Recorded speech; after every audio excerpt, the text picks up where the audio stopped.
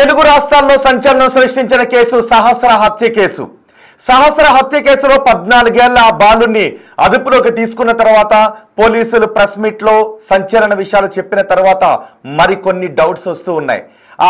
వాళ్ళ తల్లి చెప్పిన మాటల గురించి పోలీసులు ఏమన్నారు అనే వివరాలు చూసిన తర్వాత, అలాగే ఆ పిల్లాడు రాసిన లెటర్ని చదివిన తర్వాత ఇందులో ఆలోచిస్తుంటే చాలా విషయాలు వెలుగులోకి వస్తున్నాయి. కేవలం వాడు బ్యాట్ కోసం మాత్రమే కాదు, ఇంకేదో ప్లాన్ చేశాడు అనటానికి కొన్ని డౌట్స్ ఉన్నాయి. బిగ్ టీవీ దగ్గర కొన్ని బిగ్ ఆధారాలు కూడా ఉన్నాయి. సో మీరేమనుకుంటున్నారో నేను మిమ్మల్ని అడుగుతున్నాను. ఫస్ట్ మీరు కొన్ని కామెంట్స్ చేయండి. నిజంగా మీరు బ్యాట్ కోసమని అనుకుంటూ ఉన్నారా? ఆ బ్యాట్ చూస్తే హ్యాండిల్ విరిగిపోయినట్టుగా ఉంది. చిన్నపిల్లలు ఆడుకునే బ్యాట్ కోసం 10వ తరగతి చదువుకునే ఆ బాలుడు కేవలం బ్యాట్ కోసమే చంపేశాడని అనుకుంటూ ఉన్నారా? ముందు ఎటువంటి క్రిమినల్ హిస్టరీ లేదు అని మీరు నమ్ముతూ ఉన్నారా? ఎందుకు అంటే తల్లి ఒక సెల్ ఫోన్ గురించి ఆరా తీసింది. సెల్ ఫోన్ నీకు ఎక్కడొచ్చిందని తల్లివని డబ్బులతో సెల్ ఫోన్ కొనుక్కున్నాడు. అంతేకాదు తల్లి ఆ బిడ్డను అనుమానించింది కూడా. నువ్వు చంపావేంట్రా అని 2 రోజులు వరుసగా అడిగింది. నన్నే అనుమానిస్తావా, నీ మీద ఒట్టమ్మా అని అన్నాడు. ఇది పక్కన పెడితే ఒక బిగ్ ఆధారాన్ని ఇప్పుడు నేను మీకు చూపించబోతున్నాను. మీరేమనుకుంటున్నారో ఒక్కసారి మీ అభిప్రాయాన్ని కమెంట్ బాక్స్లో తెలియచేయండి. ఇప్పుడు నేను ఒక పెద్ద ఆధారాన్ని మీ ముందు ఉంచబోతున్నాను. పోలీసులనే బురిడి కొట్టిస్తున్నాడు అనే ఆధారాన్ని. ఆ ఒక్క ఆధారం చుట్టూ ఇప్పుడు 100 డౌట్లు రాబోతున్నాయి. ఎందుకు చేశాడు? ఆ అమ్మాయిని చంపడానికి నిజంగానే బ్యాటా? ఒకవేళ బ్యాట్ అయ్యుంటే మరి లెటర్ ఇలా ఎందుకు రాశాడు అని. వాడు రాసిన లెటర్లోనే మొత్తం ఆధారం అంతా ఉంది. ఒక్కసారి మీరేమనుకుంటున్నారు? మీ అభిప్రాయాన్ని కమెంట్ బాక్స్ లో తెలియచేయండి. నేను ఆ కమెంట్స్ చూసిన తర్వాత అసలు వాస్తవాన్ని చెప్పబోతున్నాను. ఒక పెద్ద అనుమానాన్ని మీ ముందు ఉంచబోతున్నాను. ఆ అనుమానం నేను మీ ముందు ఉంచే ఆ క్వశ్చన్ విన్న తర్వాత మీకు కూడా ఖచ్చితంగా ఈ అనుమానం చుట్టూ బలం ఎక్కువ అవుతూ ఉంటుంది. ఈ అనుమానం చుట్టూ మరిన్ని క్వశ్చన్స్ మీకు కూడా వస్తూ ఉండుంటాయి. అసలు బ్యాట్ కోసమే కాదు అంట. నేనైతే నమ్మట్లేదు. బ్యాట్ కోసం ఆ అమ్మాయిని 27 సార్లు కత్తితో పొడిచి చంపేశాడు అని నేనైతే నమ్మలేకపోతున్నాను. చూడండి ఒకసారి ఆ అమ్మాయి, ఆ పాపకి, ఆ సహస్రకి అందంగా రెడీ కావడం అంటే చాలా ఇష్టం అంట. పైగా సరదాగా డాన్స్ చేయటం, అందంగా రెడీ కావడం, చున్నీ వేసుకోవటం, ఇవన్నీ కూడా ఎంతో ఇష్టం అంట. చూడండి ఒకసారి ఆ అమ్మాయి ఆ వీడియోస్ చూడండి ఎంత ముద్దొస్తున్నాయో కదా. ఇప్పుడు ఆ తల్లిదండ్రులు వాటిని చూసి కుమిలి ఏడుస్తూ ఉన్నారు. సో ఇప్పుడు నేను ఒక బిగ్ ఆధారాన్ని నేను మీ ముందు ఉంచబోతున్నాను. మీరు కమెంట్ చేయండి. కొన్ని కమెంట్స్ చదువుతాను. ఎస్, భారతి కమెంట్ చేశారు కాదు అని. బింబిసార కమెంట్ చేశారు ఆ చిన్నారి ఫోటోలు చూస్తే వాడి మీద అగ్గేసి తగలబెట్టాలనిపిస్తోందని. ఫర్ మనీ అని కామెంట్ చేశారు.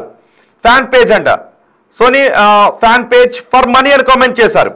నాకు తెలుసా ఆ అమ్మాయిని వాడు ఏదో చెయ్యాలని పోయాడు, ఆమె ప్రతిఘటించింది, అందుకే చంపేశాడని. అయ్యుండొచ్చు, చెప్పలేం.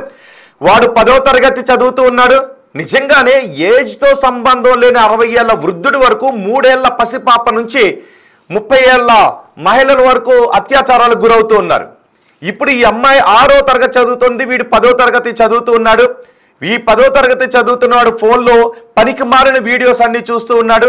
ఆ పనికి మారిన వీడియోస్ చూస్తున్న క్రమంలో వీడికి నేరాలు చెయ్యాలి అనే ఆలోచన పుడుతున్న వీడికి ఆ అమ్మాయిపై అఘాయిత్యానికి పాల్పడాలి అనే ఆలోచన కూడా వచ్చుండొచ్చు కదా. ఆ అమ్మాయి అరుచుండొచ్చు. మళ్ళీ ఒకవేళ ఆ అమ్మాయి ప్రతిఘటిస్తుందని కోపంలో వాడు పొడిచి పారిపోయి ఉండుండొచ్చు. చాలా డౌట్స్ వస్తుంది. ఇదిగో ఇక్కడ కొంతమంది వ్యక్తం చేసినటువంటి డౌట్స్ మనం చూస్తూ ఉంటే, బ్యాట్ కోసమే సహస్రని హత్య చేశాడు అని మీరు నమ్ముతున్నారని క్వశ్చన్ అడిగాం. నమ్మడం లేదు అని చాలా మంది కమెంట్ చేశారు. నమ్ముతున్నామని నో అని 86% మంది కమెంట్ చేశారు. అవును అని కొంతమంది కమెంట్ చేశారు. కొంతమంది డ్రీమ్ బాయ్ కమెంట్ చేశారు. అన్న వాడికి అసలు వదలొద్దన్నా, చాలా డేంజర్ గాడిలా ఉన్నాడు వాడు అంటూ కామెంట్ చేశారు. హార్ద్విక కమెంట్ చేశారు, ఫస్ట్ వాడిని ఎన్కౌంటర్ చేయాలని. నిజమండి, ఎన్కౌంటర్ చేయాలన్నంత కోపం వస్తుంది. కానీ వాడు 14 ఏళ్ల బాలుడైపోయాడు, మైనర్ బాలుడైపోయాడు.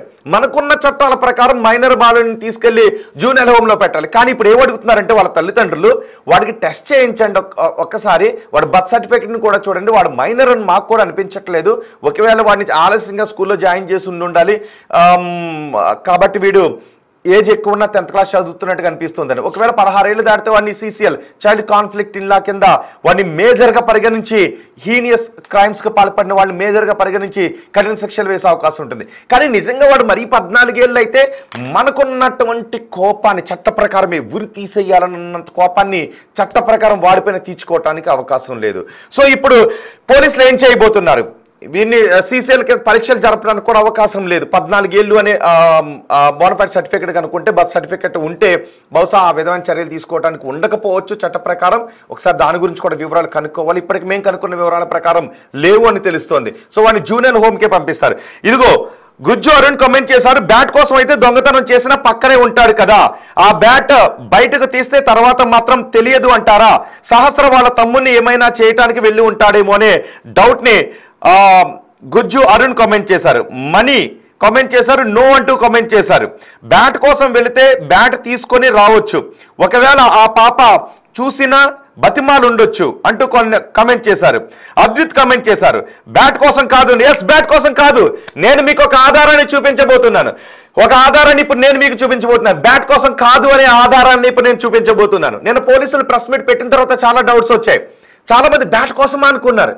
తెలుగు రాష్ట్రాలని నర్రి బ్యాట్ కోసం పాపని ఇలా చంపేశాడా అని కోపంతో రగిలిపోయారు. బ్యాట్ కోసం అని, అదిగో ఆ కనిపిస్తున్న MRF బ్యాట్ కోసం అని అనుకున్నారు. కానీ బ్యాట్ కోసం కాదు. ఎందుకంటే వాడు ఒక ప్లాన్ ఎగ్జిక్యూట్ చేయడానికి ఒక ప్లాన్ చేసుకున్నాడు కదా, మర్డర్, ఈ క్రైమ్ని ఎగ్జిక్యూట్ చేయడానికి.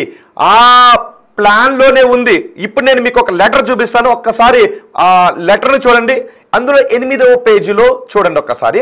అది లెటర్ని చూపిద్దాం ఒకసారి. PCR లెటర్ని చూపిస్తాను. ఆ లెటర్నే చూడండి ఒక్కసారి. అదిగో ఆ లెటర్ని చూసారు. వాడు రాసుకున్న letter, take gas and a table, take gas and a table అంట. And next keep at the door అంట. And fire the gas and keep lock on the gas అంట. నెక్స్ట్ కట్ ఏంటది, కట్ నైఫ్ అంట. ఇంకొకటి ఏదో knife. After cutting the lock, cut with knife అంట. After cutting the lock take money. Yes, అది చూడండి ఒకసారి. టేక్ మనీ చూసారా? ఈ లెటర్ని ఎందుకని రాసుకున్నాడని చెప్తున్నారు అంటే, ఆ చిన్నారిని చంపటానికి వాడు వేసుకున్న ప్లాన్ ఇదే అని చెప్తున్నారు. మరి ప్లాన్ లెటర్లో ఎక్కడ బ్యాట్ అని ఎందుకు లేదు? చూడండి ఒకసారి. వాడు బ్యాట్ కోసం, ఆ దొంగతనం కోసం లెటర్ రాసుకున్నాడు ఎగ్జిక్యూట్ చేయడానికి అని అనుకున్నారు. కానీ ఆ లెటర్లో ఎక్కడ బ్యాట్ అని రాలేదు. టేక్ మనీ చూడండి ఒకసారి. టేక్ మనీ, ఆ ఎల్లో కలర్ దాంట్లో చూడండి ఒకసారి, హైలైట్ చేసిన దాంట్లో take money and lock for home అంట. ఆ హోమ్ని లాక్ చేసేసేమన్నాడు. తర్వాత గ్యాస్తో ఆ ఇంటిని తగలబెట్టేయమని అన్నాడు. మరి ఇప్పుడు నేను మీకు అసలు విషయాన్ని చెప్తాను చూడండి. పోలీసులు కొన్ని అనుమానాలు వ్యక్తం చేశారు. ఈ లెటర్ ఎప్పుడో రాసుకున్నాడు అని. ఈ లెటర్ నిజంగా ఎప్పుడో రాసుకుంటే ఇంకొన్ని డౌట్స్ వస్తున్నాయి. అంటే వీడు ఈ లెటర్ ఇంకెప్పుడో రాసుకుంటే ఇంకేదైనా ఇంట్లో డబ్బులు దొబ్బి ఆ ఇంటిని గ్యాస్ లీక్ చేసి పేల్చేద్దామని వేరే దొంగతనం కోసం రాసుకున్నాడా?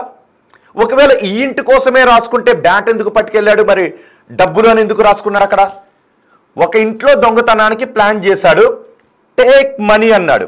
టేక్ మనీ అంటే ఏ ఇంట్లో మనీని దొంగతనం చెయ్యాలి అని ఈ లెటర్ రాసుకున్నాడు. ఇప్పుడు సహస్ర ఇంటి కోసమే రాసుకుంటే బ్యాట్ కోసం కాదు, అక్కడ బ్యాట్ అని రాసుకుని ఉండేవాడు కాదు. అవును కదా? సో టేక్ మనీ అని రాసుకున్నాడు. టేక్ మనీ అని రాసుకున్నాడంటే మరి సహస్ర ఇంటికి బ్యాట్ దొంగతనం చేయడానికి కాదు కదా వచ్చింది, అంటే డబ్బుల కోసం వచ్చాడు. సహస్ర చూసిన తర్వాత వాడితో ప్రతిఘటించి ఉండొచ్చు డబ్బులు తీయటానికి ట్రై చేసే సమయంలో. ఆ సమయంలో దొరికిపోతాను అని సహస్రాన్ని కత్తితో పొడిచి చంపేసి వెళ్ళి ఉండొచ్చు. ఇంకొక డౌట్ కూడా వస్తుంది, అసలు సహస్ర ఇంటికి డబ్బుల కోసమే వచ్చాడా, లేకపోతే ఇంకేదైనా దుర్బుద్ధితో సహస్ర ఇంటికి వచ్చి సహస్ర గట్టిగా అరవడంతో కత్తితో పొడిచి చంపి వెళ్ళిపోయాడా? ఈ డౌట్లు కూడా వస్తున్నాయి కదా. ఈ లెటర్ ఎప్పుడు రాసుకున్నాడు, ఈ లెటర్ ఎవరి కోసం రాసుకున్నాడు అంటే పోలీసులకు కూడా అబద్ధాలు చెప్తున్నాడు అనమాట. మైనర్ని కదా, ఎలాగూ నన్ను ఏమీ చెయ్యరు పోలీసులు. ఇప్పుడున్న రూల్స్ ప్రకారం ఇంత క్రైమ్ గురించి ఆలోచించినోడు పోలీసులు నన్ను కొడితే రేపు కోర్టులోనైనా నేను కొట్టారు అని చెప్పొచ్చు, చాలా అనుకుని ఉండొచ్చు. పైగా ఇంకొకటి, వాడు CID ఆఫీసర్ కావాలనుకుంటున్నాడంట. చాలా వాడి ఫ్రెండ్స్తో నేను CID ఆఫీసర్ కావాలనుకుంటున్నానని చెప్పేవాడంట. వాడి ఫ్రెండ్స్ కూడా వాడికి నువ్వు CID ఆఫీసర్ కావాలరా అనేవాడంట. ఎందుకు అంటే ఒక నేరాన్ని ఎలా తప్పించాలి, లేదు ఒక నేరంలో ఉన్నటువంటి అన్ని కోణాలని బహుశా వాళ్ళ ఫ్రెండ్స్ గురించి చెప్తూ ఉండేవాడేమో. అందుకే నువ్వు CID ఆఫీసర్ అని వాడి ఫ్రెండ్స్ అంటూ ఉండేవారేమో. అంటే వీడు నేరాలు చేయటానికి ప్లాన్స్ వేసుకుంటూ ఉన్నాడు. మరి ఇప్పుడు ఆ 10వ తరగతి చదువుతున్న ఆ బాలుడు సహస్ర ఇంటికి ఎందుకు వచ్చాడు? బ్యాట్ కోసం ఆ లెటర్ ప్రకారం బ్యాట్ కోసం కాదు. ఒకవేళ బ్యాట్ కోసమే అనుకుందాం, బ్యాట్ పట్టుకెళ్ళి బీరువాలో దాచుకుంటాడా? బ్యాట్ పట్టుకెళ్ళి బ్యాంకులో దాచుకుంటాడా? బ్యాట్ పట్టుకెళ్ళి వీధిలోనే కదా ఆడుకుంటాడు. మరి అప్పుడు ఇంటికి వచ్చి బ్యాట్ దొంగతనం చేసి ఆ సహస్రం చంపేసి బ్యాట్ వాడి ఇంటికి పట్టుకు వెళ్ళి వీధిలో ఆడుకుంటూ ఉంటే అప్పటికే హ్యాండిల్ విరిగిపోయిన బ్యాట్ని ఆడుకోగలుగుతాడా? స్ట్రోక్ బాగుంది కదా అని గుర్తుపట్టలేరు వాడిని. ఆ తల్లిదండ్రులు మా ఇంట్లో బ్యాట్ లేదు, నువ్వే పట్టుకెళ్ళావు, నీ ఇంట్లో ఉంది అని గుర్తుపట్టలేరు, గుర్తుపడతారు కదా. మరి బ్యాట్ ఎందుకు పట్టుకెళ్ళి ఉండి ఉంటాడు? ఎవరికైనా డౌట్ వచ్చిందో ఒక్కసారి మీ అభిప్రాయాన్ని కామెంట్ చేయండి. అందుకే అంటున్నాను, వీడు మామూలోడు కాదు అని అనిపిస్తుంది. వీడు మామూలోడు కాదు, చదువుతున్నది 10వ తరగతే, కానీ పనికి మాలిన ఆలోచనలన్నీ వాడు బుర్రలో ఉన్నాయి నాకైతే అనిపిస్తుంది. అందుకే అడుగుతున్నా, మీకేమనిపిస్తోంది? ఎస్, ఆ లెటర్లో రాసుకున్నది వేరే చోట ఎక్కడో చేసి ఉండి ఉంటాడు, బయటకు రాలేదు. Yes, correct. ఆ డౌట్ ఎవరికి వచ్చింది? మనీ ఎక్కనకి డౌట్ వచ్చింది. ఆ లెటర్లో రాసుకున్నది వేరే ఎక్కడో చేసి ఉండి ఉంటాడు, బయటకు రాలేదు అని. మరి ఆ లెటర్లో రాసుకున్నది ఆల్రెడీ వేరే ఎక్కడో చేసేసిన ఘటనకు సంబంధించా, చేయబోయే ఘటనకు సంబంధించా, లేదు సహస్ర ఇంటికి సంబంధించా, లేదు వాళ్ళ అదే ఫ్లోర్లో వాళ్ళ పక్కింటి వాళ్ళ గురించి రాసుకున్నాడా? మరి ఎవరి గురించి రాసుకుని ఉండి ఉంటాడు? ఎవరైనా గెస్ట్ చేయగలుగుతారా? వీడికి గత నేర చరిత్ర లేదు అనటానికి నమ్మలేం. వీడి లెటర్ సహస్ర గురించి రాసుకోకపోయి ఉంటే వేరే ఎక్కడో, అంటే మరి ఎవరినైనా గిని చంపేసి ఉండి ఉంటాడా? ఆల్రెడీ బయటికి రాని ఏదైనా ఘటన జరిగి ఉంటుందా? వీడు స్కూల్కి వెళ్ళడు, మరి ఇంటికి కూడా 2-3 రోజులు రాని ఘటనలు ఏమైనా ఉన్నాయేమో ఆరా తీయాలి. ఇప్పుడు స్కూల్కి వెళ్ళడు అని టీచర్లు చెప్తున్నారు, చాలా అబ్సెంట్స్ ఉంటాయని చెప్తున్నారు. సో మరి ఇంటికి కూడా రాని ఒక 2-3 రోజులు ఇంటికి కూడా రాని ఘటనలు ఏమైనా ఉండుంటాయా? ఒకవేళ ఇంటికి 2-3 రోజులు రాని ఘటనలు ఉండుంటే ఆ సమయంలో వీడు ఎక్కడికైనా వెళ్ళి నేరాలకు పాల్పడి ఉండుంటాడా? వీడి ఫ్రెండ్స్ ఎలాంటి వాళ్ళు, ఎవరితో ఎక్కువగా వీడు స్నేహంగా ఉంటాడు, వాళ్ళు ఎలాంటి వాళ్ళు కూడా ఆరా తీయాల్సినటువంటి అవసరం ఉంటుంది. పైగా ఈ తల్లి నిన్న ఏ తల్లి అడగకూడని ప్రశ్న ఈ కొడుకుని అడిగింది, ఏరా నువ్వు చేసేవారా అని. మొదటి రోజు అమ్మ నేను చేయలేదని చెప్పాడు. రెండో రోజు కూడా అడిగింది, ఎరా నువ్వేం చేసావా అని. అమ్మ నన్ను పట్టించేలా ఉన్నావేంటమ్మా, నీ మీద ఒట్టు నేను చేయలేదు అని అన్నాడు. మరి ఏ తల్లికి రాని డౌట్ ఆ తల్లికి ఆ కొడుకు మీద ఎందుకు వచ్చింది? నిన్న ఇదే విషయం గురించి మాట్లాడుకున్నాం కదా, మీలో చాలా మంది కూడా ఇదే విషయం గురించి అవునవును ఏ తల్లి అడగని క్వశ్చన్ కొడుకుని ఎలాగ అడిగిందని మీలో చాలా మంది కూడా ఈ డౌట్ని వెలిబుచ్చారు కదా. మనందరికీ ఇదే డౌట్ వచ్చింది కదా. ఇప్పుడు ఆ లెటర్ చూస్తుంటే కూడా వచ్చే డౌట్ గురించి మీరేమనుకుంటున్నారు? చాలా మంది కమెంట్స్ చేస్తున్నారు. గుమ్మల లింగ అంట, క్రైమ్ చేస్తే ఏజ్తో సంబంధం లేని చట్టాలు తేవాలి. అవునండి, కరెక్ట్. గుమ్మల లింగ కమెంట్ చేశారు, క్రైమ్ చేస్తే ఏజ్తో సంబంధం లేని చట్టాలు తేవాలి, క్రిమినల్స్కి శిక్ష పడాలి, అప్పుడే ఇండియా బాగుపడుతుందంటే కమెంట్ చేశారు. అద్వైత్ కమెంట్ చేశారు, కొన్ని డేస్ ముందే వాళ్ళ పేరెంట్స్ లాస్ అయ్యారంట, సో మనీ కోసం ఇప్పుడు ఇది పక్కా అని కామెంట్ చేశారు. ఒక మూవీ గురించి, హిట్ మూవీ కాదు బ్రో అంట. భావ్యశ్రీ కామెంట్ చేశారు, హిట్ మూవీ కాదు బ్రో అని. ఎందుకు కామెంట్ చేశారు అర్థం కాలేదు భావ్యశ్రీ గారు, డి భావ్యశ్రీ. ఒకసారి మీరు ఏం చెప్పాలనుకున్నారో కొంచెం క్లియర్గా కామెంట్ చేయండి. ఆ బాయ్ని కఠినంగా శిక్షించాలని కామెంట్ చేశారు. డ్రీమ్ బాయ్ 143 కామెంట్ చేశారు, అన్న వాళ్ళ పేరెంట్స్తో ఫేస్ టు ఫేస్ మాట్లాడాలి. ఎస్, నాకు కుదిరితే డ్రీమ్ బాయ్ 143 గారు మీరు అన్నట్టుగా నాకు కుదిరితే వాళ్ళ పేరెంట్స్తో నేను ఫేస్ టు ఫేస్ మాట్లాడతాను, వాళ్ళ పేరెంట్స్ దగ్గరికి వెళ్ళి మాట్లాడతాను. చూడండి, అదిగో వాడి ఫేస్ మాస్క్ వేసాం, బ్లర్ చేసాం, ఎందుకంటే ఉన్న చట్టాల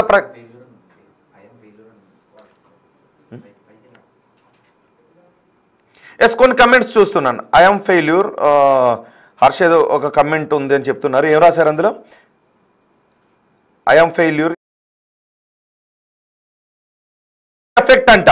ఐఎమ్ ఫెయిల్యూర్ ఒక కమెంట్ చేశారు. ఎందుకంటే సినిమాల గురించి కొన్ని సినిమాల్లో ఎలా చంపాలి అంటే పైశాచికత్వంతో కూడినటువంటి కొన్ని కంటెంట్ వస్తూ ఉంది కదా. ఐఎమ్ ఫెయిల్యూర్ అని ఒకరు చేశారు. హిట్ 3 మూవీ ఎఫెక్ట్ అని.